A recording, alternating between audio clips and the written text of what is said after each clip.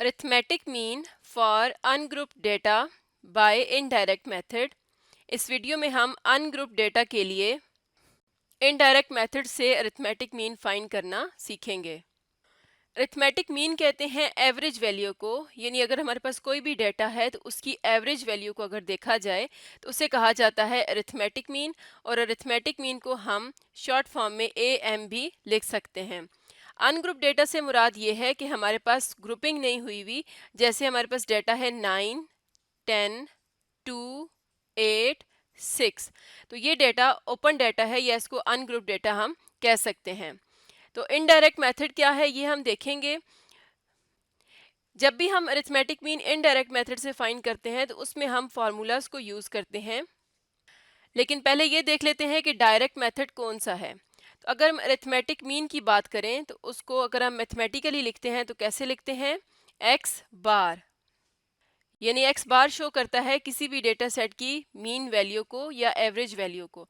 तो जैसे हमने ऊपर ये डेटा लिया है इसी का अरिथमेटिक मीन फाइंड कर लेते हैं। तो इसमें हम तमाम वैल्यूज़ को ऐड करते हैं, 9 + 10 + 2 + 8 + 6, और इसको डिवाइड करते हैं नंबर ऑफ़ वैल्यूज़ के साथ। यानी कितनी वैल्यूज़ हैं, 1 2 3 4 5। तो 5 से डिवाइड कर देंगे, इनको ऐड करेंगे तो ये आ जाएगा 35/5, तो ये आ जाएगा 7। इसका मतलब है कि इनकी मीन वैल्यू क्या आ रही है, 7। तो ये डायरेक्ट मेथड है, यानी कि हमने ऑब्जर्वेशंस का क्या किया, सम करके डिवाइड कर दिया नंबर ऑफ ऑब्जर्वेशंस के साथ। अब हम देखते हैं indirect method to find arithmetic mean. तो इनडायरेक्ट मेथड में हमारे पास दो तरह के मेथड या दो तरह के फार्मूलाज आ सकते हैं। पहला है अज्यूम्ड और प्रोविजनल मीन, और दूसरा है provisional mean and changing scale of the variable. अब अगर हम पहले को देखें तो इसमें लिखा हुआ है अज्यूम्ड या प्रोविजनल मीन। तो अज्यूम का मतलब ये है कि हम उस डेटा की वैल्यूज़ में से जिसका हमने मीन फाइंड करना है कोई भी एक मीन वैल्यू अज्यूम कर लेते हैं। यानी वो हमने फाइंड नहीं की लेकिन हमने कोई भी वैल्यू अज्यूम कर ली है और फिर उसके अकॉर्डिंग हम उस डेटा की बाकी वैल्यूज़ को जज करते हैं।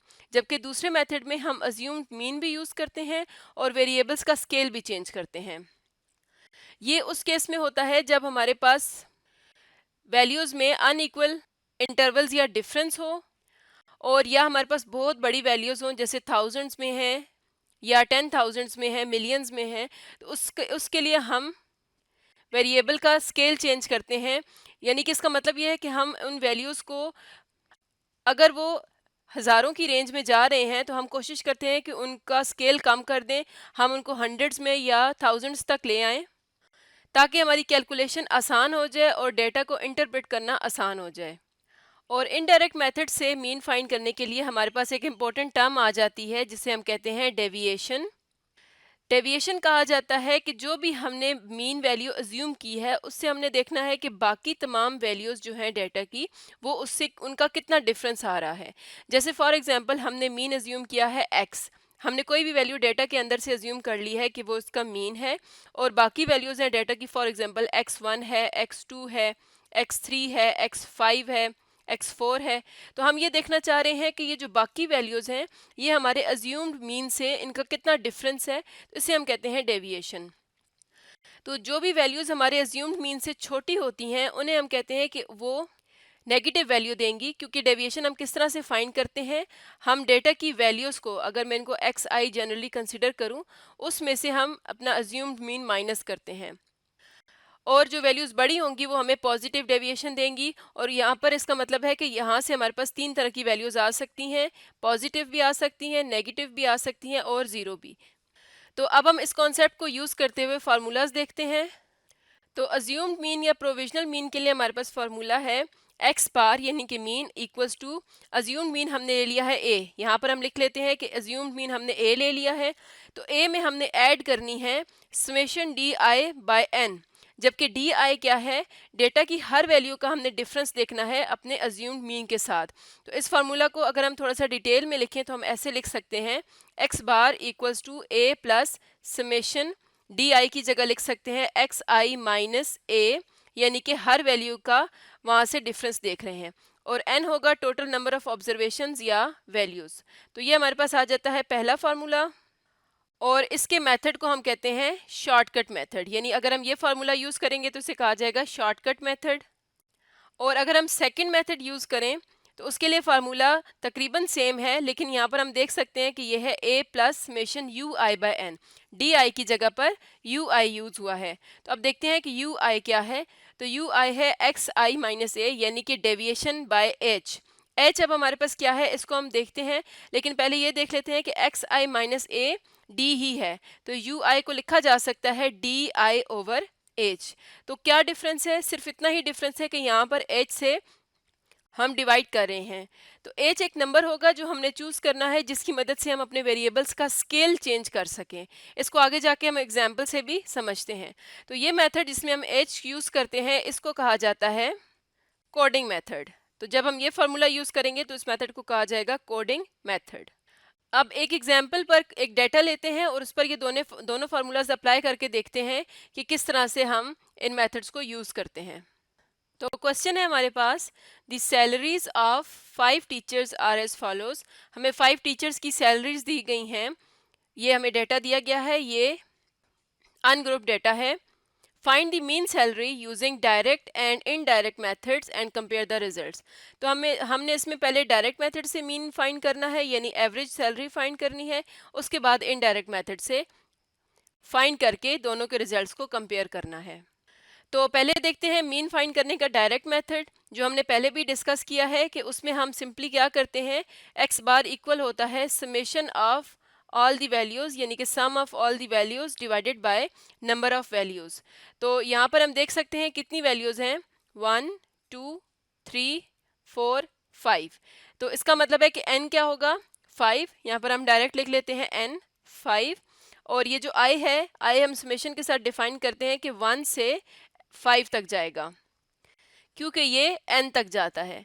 तो अब हम यहाँ पर सारी वैल्यूज़ को ऐड कर लेते हैं। पहली वैल्यू है 11,500, दूसरी वैल्यू है 12,400, प्लस तीसरी वैल्यू है 15,000, प्लस 14,500, प्लस इसके बाद हम इनको डिवाइड कर देंगे टोटल नंबर ऑफ ऑब्जर्वेशन से, यानी 5 से। तो इनका सम आ जाता है 68,200, डिवाइड करेंगे 5 से, तो हमारे पास मीन वैल्यू या एवरेज वैल्यू आ जाएगी 13,640, और ये रुपीज़ में है तो इसके साथ लिख देंगे रुपीज़। तो ये हमारे पास मीन आ गया डायरेक्ट मेथड से, यानी जो एग्जैक्ट मीन आता है। अब हम इनडायरेक्ट मेथड्स देखते हैं। इनडायरेक्ट मेथड्स के लिए हमें चूंकि फार्मूलाज थोड़े बड़े हैं तो एक टेबल बनाना पड़ेगा जिसमें हम तमाम वैल्यूज़ को कैलकुलेट करेंगे। तो इस तरह से हम टेबल बना लेते हैं। पहले कॉलम में हम वैल्यूज़ लिख लेंगे, यानी कि जो भी हमारे पास वैल्यूज़ आती हैं एक्स की या डेटा की। नेक्स्ट कॉलम में हम डेविएशंस फाइंड करेंगे, यानी डी की वैल्यूज़ फाइंड करेंगे। तो डी की वैल्यूज़ क्या होती हैं, d i equals to x i minus a क्या होगा, अज्यूम्ड मीन। और नेक्स्ट कॉलम में हम साथ ही यू आई की वैल्यूज़ भी फाइंड कर लेते हैं। यू आई की वैल्यूज़ क्या होंगी, x i minus A over H, यानी कि डी आई ओवर एच। अब इस डेटा में हमें एक्स आई की वैल्यूज़ तो गिवन है, लेकिन ए हमने अज्यूम करना है और एच भी हमने डिसाइड करना है। तो अगर हम अपने डेटा को देखें तो डेटा किस तरह का है, यहाँ पर थाउजेंड्स में वैल्यूज़ हैं, यानी 11,500, 12,400, 15,000 और इसी तरह से।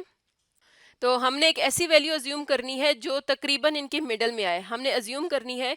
तो हम देखते हैं कि सबसे छोटी वैल्यू हमारी 11,000 है और सबसे बड़ी 14,000। तो हम अगर ए यानी कि अज्यूम्ड मीन अज्यूम कर लें 13,000, तो वो तकरीबन इसका मीन वैल्यू लगती है, क्योंकि इसमें सबसे छोटी 11,000 है और सबसे बड़ी वैल्यू 14 है। इसके अलावा हमने एच को डिसाइड करना है कि एच क्या होना चाहिए। तो एच ऐसी वैल्यू है जिसमें हमने देखा कि यू आई की हर वैल्यू यानी कि डेविएशन की हर वैल्यू एच से डिवाइड होती है।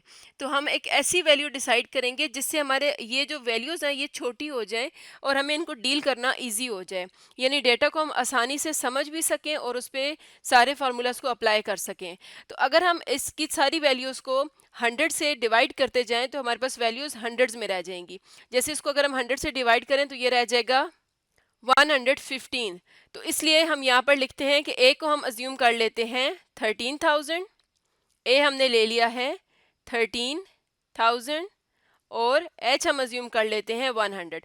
h हम अपनी मर्जी से कोई भी अज्यूम कर सकते हैं, तो डेटा की वैल्यूज़ को देखते हुए हम h और a को अज्यूम करते हैं। तो यहाँ पर लिख लेते हैं लेट a भी हमने अज्यूम कर लिया, h भी अज्यूम कर लिया। अब हम x की वैल्यूज़ लिखते हैं। तो x की एक वैल्यू थी 11,1500, बाकी वैल्यूज़ भी लिख लेते हैं।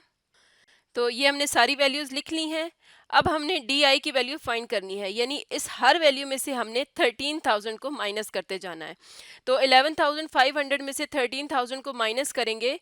पहला हम लिख लेते हैं 11,500 माइनस 13,000, तो ये किसकी इक्वल आएगा? -1500 के। इसी तरह नेक्स्ट वैल्यू है 12,400, इसमें से हम माइनस कर लेते हैं 13,000, तो ये आ जाएगा -600। 15,000 में से 13,000 माइनस करेंगे 2,000। 14,500 में से 13,000 माइनस करेंगे तो 1,500। 14,800 में से 13,000 माइनस करेंगे तो ये आ जाएगा 1,800। अब हमने यहाँ पर जितनी भी डी आई हैं यानी कि डेविएशंस आई हैं, इन सबको ऐड करना है। इन सबको ऐड करेंगे तो हमारे पास आ जाएगा 3,200। और अब नेक्स्ट कॉलम भी फिल कर लेते हैं। नेक्स्ट में हमें पता है कि ये किसकी इक्वल होगा? डी आई ओवर एच के, यानी जो भी हमारे पास ये डेविएशंस आई हैं इन सब को हम 100 से डिवाइड करते जाएंगे।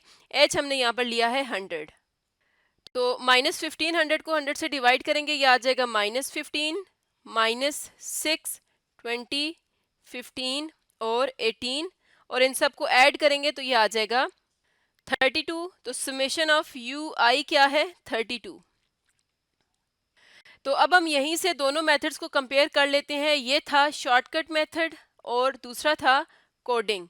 तो कोडिंग और शॉर्टकट में यही डिफरेंस है कि शॉर्टकट में हम लोग फार्मूला तो यूज़ करते हैं लेकिन हम वैल्यूज़ को एज इट इज़ ले लेते हैं, जबकि कोडिंग में हम इनको एक ऐसी वैल्यू से डिवाइड कर देते हैं कि वैल्यूज़ छोटी हो जाएं।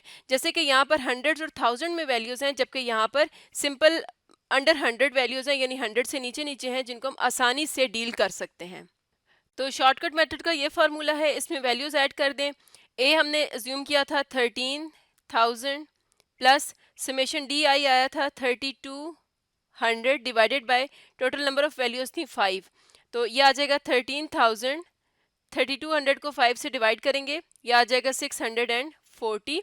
तो मीन हमारा आ जाएगा शॉर्टकट मेथड से डिवाइड करने के बाद, यानी इसको हमने ऐड करना है, तो ये आ जाएगा 13,640 और यहाँ पर लिखेंगे रुपीज़, क्योंकि रुपीज़ में हम इन वैल्यूज़ को डील कर रहे हैं। तो ये हमारे पास आ गया शॉर्टकट मेथड से। तो अब कोडिंग मेथड के फार्मूला में वैल्यूज़ पुट करते हैं। तो यहाँ पर आ जाएगा ए 13,000 प्लस समेशन यू आई आया था 32 डिवाइडेड बाय 5, और इसकी हर वैल्यू को हमने 8 से मल्टीप्लाई करना, सॉरी इसका ये जो समेशन यू आई आया है ना, इसको 5 से डिवाइड करके हम 100 से मल्टीप्लाई करेंगे। 100 से मल्टीप्लाई इसीलिए कर रहे हैं कि जो हमारे पास अब आंसर आएगा वो वापस हमारे ओरिजिनल डेटा की फॉर्म में आ जाए, क्योंकि हमने स्केल चेंज कर दिया था, अपने डेटा की वैल्यूज़ को छोटा कर दिया था, लेकिन आंसर तो हमें ओरिजिनल डेटा के स्केल में चाहिए। तो हम इसलिए दोबारा 100 से मल्टीप्लाई कर रहे हैं ताकि हमारा जो सोल्यूशन है वो वापस अपने डेटा के मुताबिक आए। तो हमने जो भी एच अज्यूम किया होता है, जिसको हम यहाँ पर डिवाइड करते हैं हर वैल्यू को, उसी से अब हम लास्ट में आकर मल्टीप्लाई भी कर लेंगे। तो अब इसको सॉल्व कर लेते हैं। यह आ जाएगा 13,000, 525 जार 20 जार 100, और 20 को 32 से करेंगे मल्टीप्लाई, तो ये आ जाएगा 640। तो यहाँ से भी अगर हम मीन को देखें तो क्या आता है? 13,640। तो दोनों मेथड से आंसर हमारे पास सेम आएगा, बस इसमें यह है कि हम अपनी आसानी के लिए जब बहुत ज़्यादा वैल्यूज़ होंगी डेटा की, तो हम उनका स्केल थोड़ा छोटा करके उनको डील कर सकते हैं और फिर एंड में दोबारा हम उसको बैलेंस कर लेते हैं। तो दोनों का आंसर सेम आता है, और हमने देखा कि जो भी हमने मीन अज्यूम किया था तकरीबन उसके आसपास ही हमें वैल्यू मिली है, क्योंकि हमने डाटा की वैल्यूज़ को देखते हुए मीन अज्यूम किया था, और ओरिजिनल जो मीन की वैल्यू आई थी उसके साथ कंपेयर करते हैं तो ओरिजिनल वैल्यू आई थी, सॉरी यहाँ पर 5 से डिवाइड करेंगे, हमने डिवाइड किए बगैर लिखा है, तो ये आ जाएगा 13,640। इसको जब डिवाइड करेंगे तो ये वैल्यू आएगी, और यही वैल्यू हमने देखा है कि इनडायरेक्ट मेथड से भी यही वैल्यू हमें मिलती है। तो आज की वीडियो में हमने अरिथमेटिक मीन फाइंड किया है अनग्रुप डेटा के लिए इनडायरेक्ट मेथड से।